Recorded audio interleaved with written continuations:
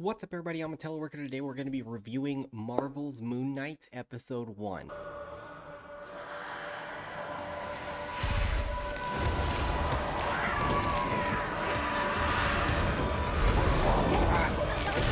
Thank you. I have been dying for this show to come out. I've basically been counting the days since the first trailer came out. Moon Knight is such an underrated character, and I was a little standoffish and worried about how Marvel would handle this, but dude, like, holy fuck, is this good? This is easily the first or the best first episode of the Disney Plus Marvel show so far, in my opinion. Um, it's very disorienting on purpose, and they want you on the edge of your seat trying to figure out what's going on. And after the first episode, anybody who didn't read the comics still doesn't know what's going on. And I'm fine with that because it leaves a little bit of mystery within the character. You're constantly trying to figure out who Moon Knight is. And I really like the way they handled his sleep deprivation and the multiple personality disorder and the way he sees himself in mirrors throughout the show, and then the reflection will just kind of stop and watch him walk by and shit. There's a little bit of a horror element to this show that I really liked. Khonshu, the moon god, he looks awesome. I really like the shot when he's on the bus and you see him standing on the side of the road, and then just as the window frame passes him, he disappears. That was amazing. I really liked that a lot. And weirdly enough, the soundtrack for this episode was really enjoyable too. All the songs themed around sleep and waking up and all this stuff. I really liked that. I thought that was cool. The action sequences were really interesting because they weren't really action sequences, which really was cool to me the way that they did it, because he's fighting his other personality. Like, he doesn't know it exists, he's blocking it out. So when he gets attacked by all those people in the street, he blacks out, comes back instantly. We don't see what happened, but there's dead people on the floor.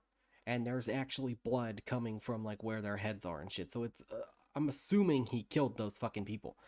Mark, the personality of Mark is Moon Knight in the comics, and that is the one that's like violent, and he's a mercenary and he kills people, and he kills a lot of people. So I'm really glad that Marvel's not really shying away from that. I really, really like Harrow, the villain for the episode. I don't know if he'll necessarily be a villain the whole series or if he's just driven by a god like he is, in a way that's kind of reflective of Steven.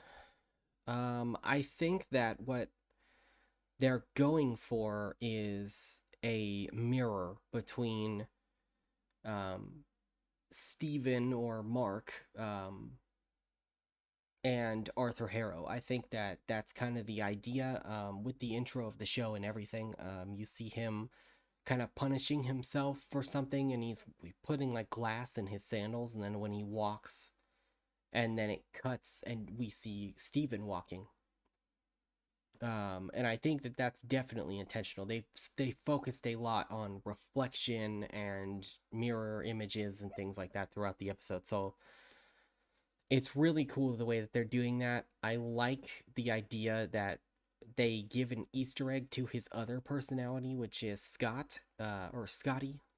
They keep calling him Scotty. One of the guys at his work calls him Scotty, and the girl at his work was supposed to go on a date with him that he doesn't remember. So I'm assuming Scotty is the one that we never see that's causing the problems for his life.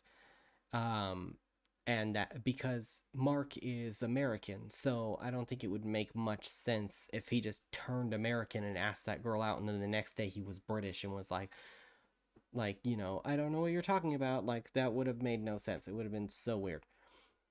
So I'm assuming the other personality, the third one that we don't see in the episode, that's kind of just alluded to as an Easter egg. I think that that one is the one that asked out the girl and knows the guy at the front desk and all that. I really liked how they portrayed how lonely he was in this. I thought that that was really cool how he talks to the statue performer, the street performer, and he talks to him because he knows he can't run away because he's alone and he has no one else to talk to. And I really thought that that was really like touching, like that was really sad, and they did that really well. Oscar Isaac is absolutely nailing this performance in every aspect of it. The funny parts, the sad parts, the angry parts, the different personalities, the accents, everything. He's doing so well, and I really like it. And I also like there's an element of almost Venom quality that's Konshu talking to him in his head, and it's that real deep, gravelly voice. So it kind of sounds like Tom Hardy's Venom, how he's always talking shit with Venom, but in this case, it's Konshu talking shit on Steven because he's weak and he's afraid. And I thought that that was really funny. Ultimately, I'm just curious to see where the story goes and where they're going to take this. Um, I think at the end of the episode, the thing that attacked him was a Werewolf by Night Easter egg, which is Moon Knight's first appearance. And I could be wrong. It could be something else. Feel free to comment if I am wrong.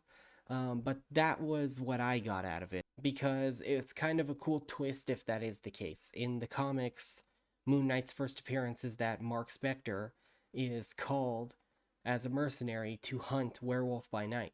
And so in this version, it could be that Werewolf by Night is hired to kill Mark, but in this case, Mark beats the fuck out of him. I also really like that they hid Arthur's judgment of Steven because you see the scale going back and forth on his tattoo, but they never show what the result is. And I thought that that was really cool because he looks at him and says, "There's chaos in you." But they never really explain what he means by that. Does he mean that Mark is bad because there's chaos in him, or does the scale not know? I think that that would be kind of a cool concept if because one personality is good and one personality is bad, the chaos in him is that the scale cannot determine if he's good or bad. So Arthur cannot kill him. I think the way they're handling the source material is very interesting, and I really like the dynamic between Ethan Hawke and Oscar Isaac and the way that they kind of play their scenes. And I love how light and terrified and entertaining Steven is. Like in some of the scenes, he runs away from Arthur. Like in one of them, he runs away really fast, and it's almost like that classic Johnny Depp Jack Sparrow run, like that really like weird, like loose, like oh, when he's running away, and that shit is so funny to me, and I love that. The body language of Oscar Isaac in this show is so good. Overall, I think that this show could really like take my spot for the best show so far. The one that I've liked the most from the Marvel shows is Falcon and the Winter Soldier.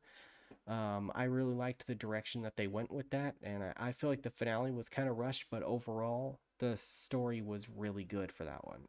What I'm mostly curious about is what they're going to do with Moon Knight after this. I guess we'll just have to see how the show ends, but we got a Blade tease at the end of Eternals, so it is entirely possible that we will get a Blade tease at the end of this as well, because they do have a team together in the comics, so it would be kind of cool to see that team actually done in live action because there's been rumors that they're going to introduce their new Ghost Rider soon and things like that. So we could actually get a Midnight Suns movie or series with all these like darker characters in it, which I am fucking here for. I want that a lot. Like, give me that now.